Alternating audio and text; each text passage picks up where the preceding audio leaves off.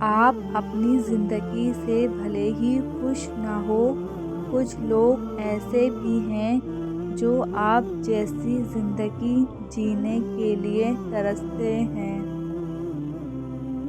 روح میں تکلیف ہو تو دوا کام نہیں آتی، کیونکہ کچھ تکلیفوں کا علاج صرف سجدوں میں ہی ہوتا ہے۔ اللہ کے فیصلوں پر مطمئن ہو جاؤ، کیونکہ اللہ آپ کو وہ نہیں دیتا جو آپ کو اچھا لگتا ہے، بلکہ اللہ آپ کو وہ دیتا ہے جو آپ کے لیے اچھا ہوتا ہے۔ تقدیر اللہ کے ایک اشارے پر بدل جاتی ہے، تم یقین تو رکھو، بہتر لے کر بہترین دے گا۔ مجھے ہر انسان کے شر سے محفوظ رکھو، جو ظاہری طور پر تو میرا ہے، لیکن دل میں میرے لیے بری چاہت اور نفرت رکھتا ہے۔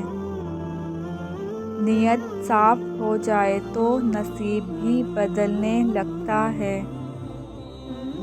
انسان کی آدھی خوبصورتی اس کی زبان میں ہوتی ہے اور آدھی اس کی وفا میں ہوتی ہے۔